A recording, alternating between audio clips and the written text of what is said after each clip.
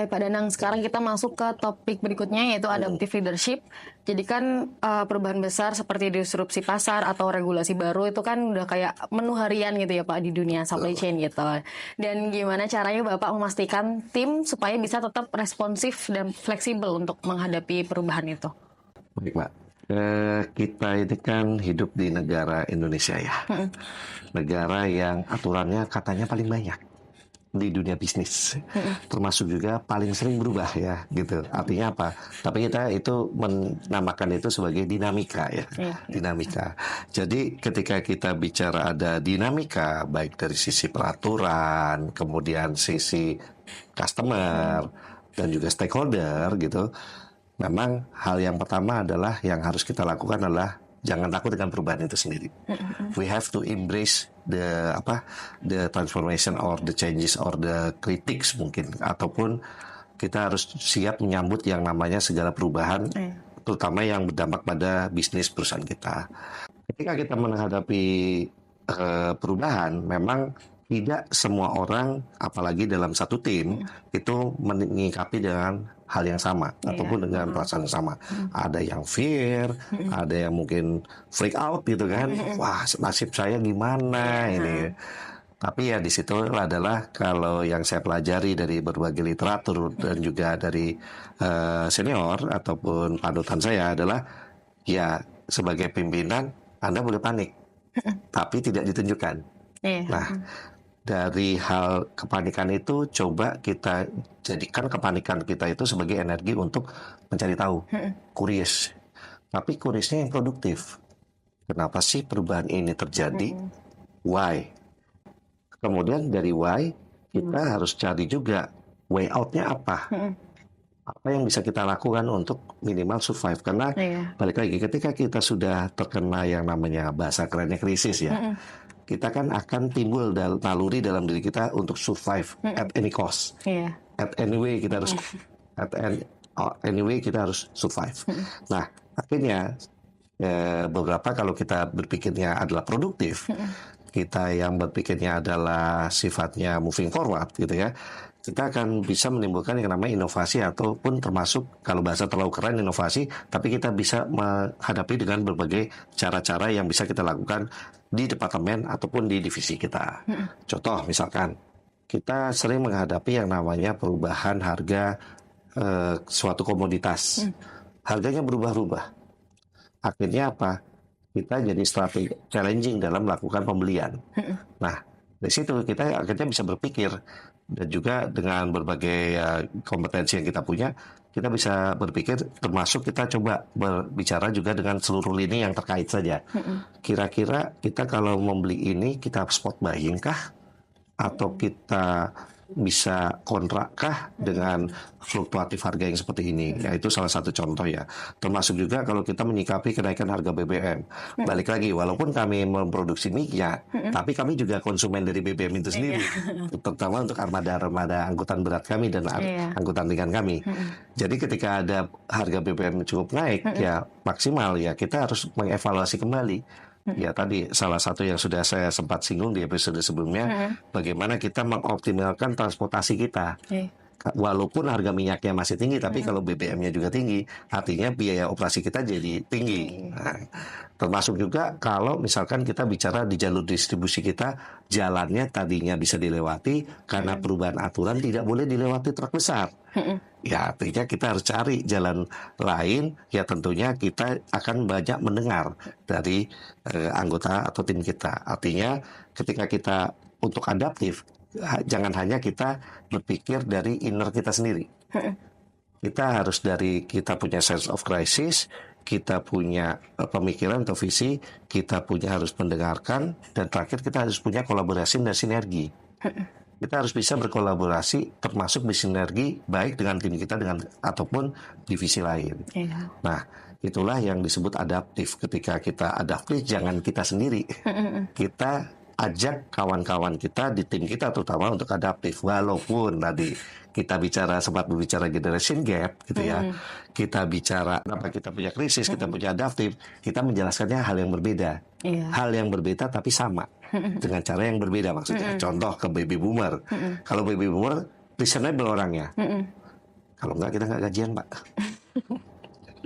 Kalau milenial kita akan bicaranya, ayo kita bagaimana kita bisa lebih survive perusahaan kita untuk jangka panjang. Untuk kita semua. Tapi kalau Gen Z, why-nya agak beda gitu ya. Adaptif. You adaptif karena kita percaya. You adalah sumber energi terbarukan dari perusahaan ini. Ya, istilah apa dinaikkan gitu. Karena Gen Z itu adalah butuh yang namanya pengakuan. Iya. Ya kan, untuk pengakuan, jadi dinaikin di awal, tapi jangan dijatuhin habis Iya. itu. Jadi saya yakin Anda bisa berinovasi lebih gitu. Coba dong kita kasih ruang untuk Gen Z untuk mengimpreskan atau menunjukkan apa pemikiran, termasuk milenial. Sebagian milenial juga butuh namanya apresiasi Iya. gitu.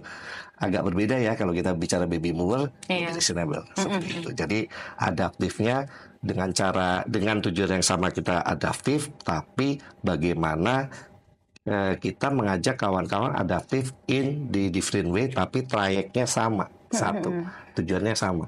Bagaimana kita bisa lebih efektif, efisien. Balik lagi, kalau nggak dibalik dah. Kita kan kata-katanya pertama efektif ya, efektif dan efisien. Jangan efisien dulu, orang nolak, gitu ya. Kalau efektif itu kan tidak harus motong kos, tapi kalau efisien berarti kan motong kos. Ya itu yang orang biasanya nolak, gitu ya. Ya, berarti balik lagi ke harus bisa communication skill-nya itu dan negosiasinya itu ya Pak ya, untuk bisa meyakini masing-masing generasi gitu. Ya walaupun mungkin sekarang udah ada AI ya, tapi saya belajar dari dosen saya, AI is just a AI without a man behind the AI. Artinya apa? AI mungkin pintar, ya. Tapi AI belum tentu bisa berkomunikasi karena dia adalah kumpulan dari hal-hal yang logis. Iya. Nah, artinya sekarang dengan leader seorang pemimpin yang bisa AI itu belum tentu. Tapi kalau pemimpin bisa berkomunikasi, itu adalah sudah 90%, kita yakin 90% dalam beberapa literatur yang saya baca. Iya. Pemimpin itu 90%-nya komunikasi. 10%-nya adalah critical thinking, gitu. Jadi harus bisa berkomunikasi dulu. Kalau disuruh milih kalau pemimpin apa yang mau dipilih, bisa 100 bahasa atau bisa 100 keterampilan teknis. Kalau pemimpin pasti milihnya adalah 100 bahasa, karena dia yakin bisa berkomunikasi dengan pihak manapun, bisa tanda kutip persuade dengan pihak manapun, dan akhirnya bisa menjadikan sinergi dengan pihak manapun. Itu.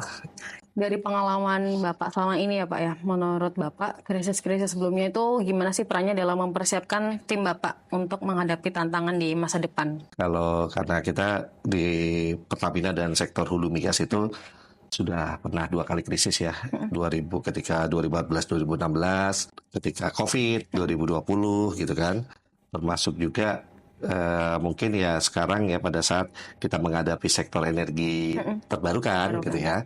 Jadi ketika terjadi krisis-krisis itu sebenarnya tim saya ataupun saya sendiri pribadi, termasuk tim tentunya yang sudah pernah mengalami krisis 2014-2015, tentunya ada pengalaman. Iya, sudah ada pengalaman. Ada lesson learned. Bagaimana kita punya behavior ya dalam menghadapi krisis, walaupun mungkin agak berbeda. Krisis, terutama krisis di tahun 2020 itu yang sangat changing the world lah ya. Iya. Yang tadinya offline jadi menjadi online. Walaupun ya kita tidak menutup mata, sekarang jadi offline kembali banyak ya. Iya. Gitu. Tapi dari offline menjadi online, artinya banyak hal-hal yang berubah, termasuk peluang efisiensi yang sangat besar. Artinya sebenarnya ketika kita menghadapi suatu krisis, yakinlah di ujung itu ada semacam way out. Sehingga krisis manajemen itu sendiri itu adalah bagaimana kita berperilaku atau behave atau bertindak baik untuk menyesuaikan diri terhadap krisis itu sendiri. Tentunya tiap krisis di suatu industri atau suatu tempat berbeda dan tidak akan ada rumus yang sama. Iya. Tapi rumus yang paling umum adalah tadi punya sense of crisis, punya productive curiosity, kemudian punya step atau way out, punya communication, terakhir punya tim untuk bersinergi. Seperti itu, Pak. Mungkin kan terkait leadership juga banyak orang yang salah paham ya Pak ya. Banyak yang mikir juga kalau jadi leader tuh harus nunggu dulu jadi manajer atau jadi direktur atau kepala divisi gitu. Nah padahal kan jiwa leadership ini yang penting banget ya Pak, dimiliki semua profesional termasuk yang masih junior. Nah menurut Pak Danang gimana? Mungkin ada beberapa teori leadership ya, tapi saya tertarik satu teori. Leader is built, not born. Artinya leader itu dibentuk, Iya. diasah. We hone our leadership, bukan we birth our leadership. Tapi kita bagaimana kita mengasah leadership kita tentunya dengan berbagai pengalaman. Nah, alhamdulillah ketika kalau kita bekerja dimanapun posisi kita, dimanapun tempat kita, sebenarnya kita punya peluang untuk mengasah leadership kita, even dalam hal yang terkecil sekalipun, ya Iya. kan?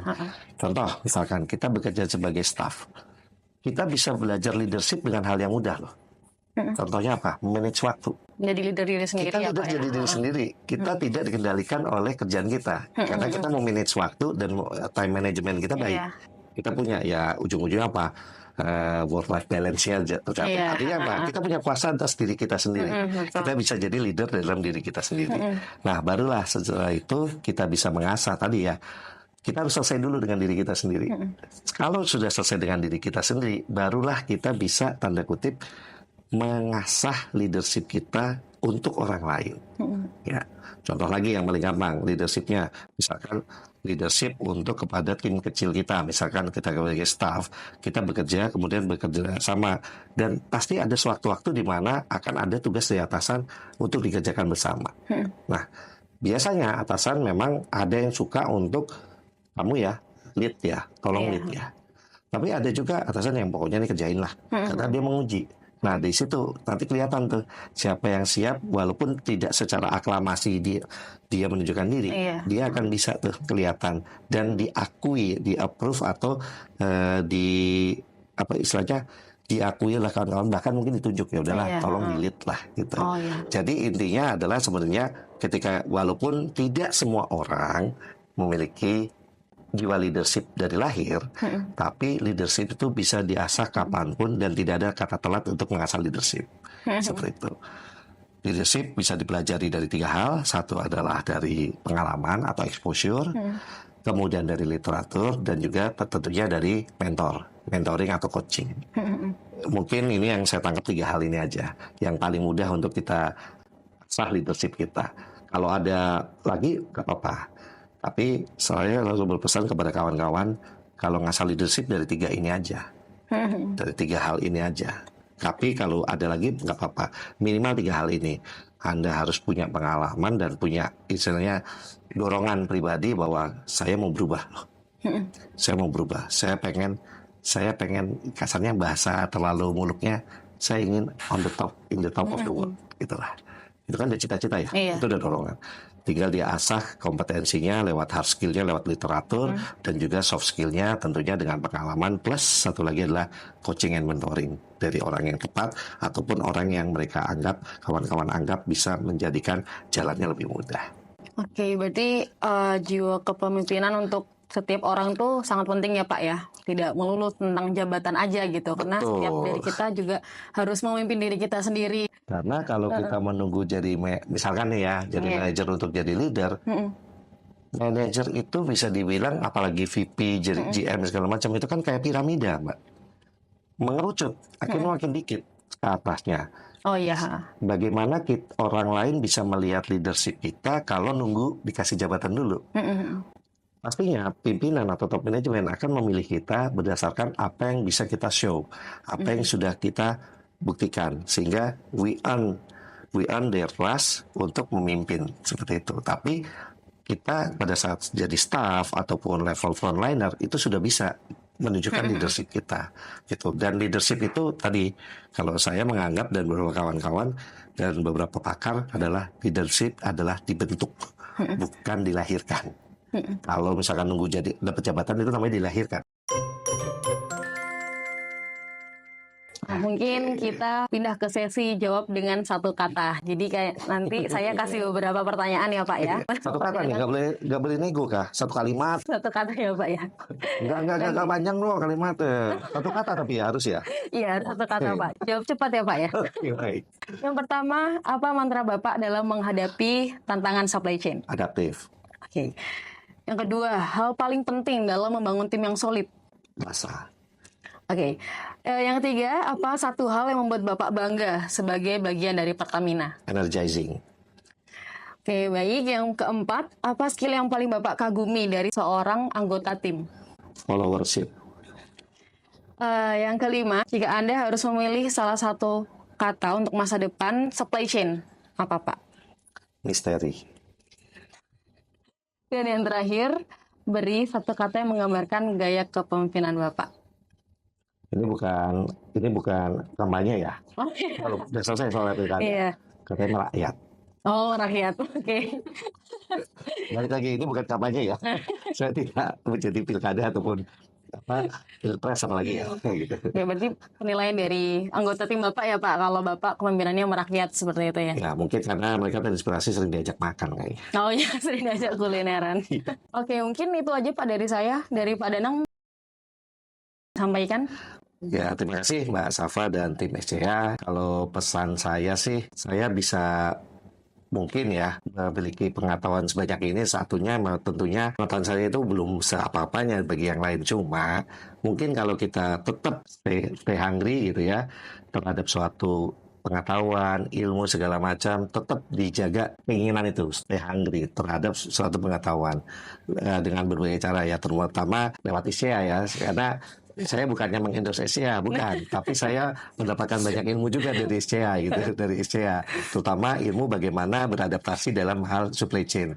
Ya dari sang mentor kita ya, Profesor Nyoman itu banyak lah yang bisa kita pelajari. Tapi tadi kawan-kawan punyalah dorongan dari diri kita sendiri, bagaimana kita mau tetap mengembangkan diri, jangan penuh gelasnya, jangan dipenuhkan gelas pemikiran Anda, biasakan half empty karena kita siap untuk diisi hal baru dan siap untuk berubah. Iya. Gitu. Tapi bukan artinya pelin-pelan, tapi kita bilangnya dinamis. Jadi kalau ada program-program Indonesia ikut aja ya. itu keren, saya bilang keren gitu ya.